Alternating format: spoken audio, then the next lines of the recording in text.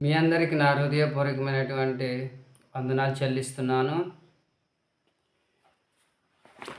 దావీదు కీర్తనలు 41వ కీర్తన 1వ వచనం చదువుకుందాం.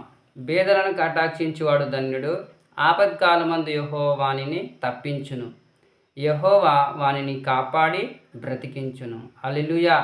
ఈరోజు దేవుడు ఏం చెప్తున్నాడంటే, బీదలను కటాక్షించువాడు ధన్యుడని దేవుని వాక్యం సెలవిస్తున్నది.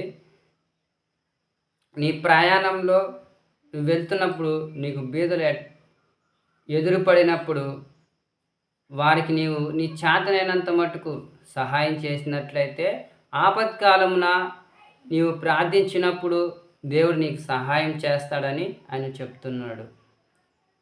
నేను అనేకసార్లు ప్రార్థించాను కదా, మరి నాకు సహాయం ఎందుకు అందట్లేదని మనం ఆలోచిస్తూ ఉంటాం. ఎందుకంటే మనకు ఎదురుపడినప్పుడు ఏ పేదవాడు కానీ, అడుక్కునేవాళ్ళు కానీ ఇలాగ ఎదురుపడినప్పుడు వాళ్ళకి సహాయం చేయకుండా మనం వెళ్ళిపోతుంటాం.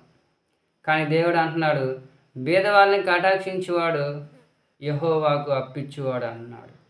కనుక ప్రియమైన దేవుని బిడ్డలారా, మీరు ఉద్యోగాల్లో చదువుకునేటప్పుడు, జాబుల్లోనికి వెళ్తున్నప్పుడు కానీ ఏ ఒక్క బీదవాడు నీకు కనిపించినప్పుడు వారికి మీ చేతనైన మటుకు మీరు సహాయం చేసిన యెడల దేవుడు నీవు ఆపత్కాలమందు ఆయన గురించి మొరపెట్టి ప్రార్థించినప్పుడు నీకు సదాకాలం ఆయన తోడుగా నీకు సహాయం చేయగలడు. అందుకని ప్రియమైన దేవుని బిడ్డలకు నా హృదయపూర్వకమైనటువంటి వందనాలు చెల్లిస్తున్నాను. ప్రార్థించుకుందాం. నజరేయుడైన యేసయ్యా, నీకు వందనాలు చెల్లిస్తున్నాం.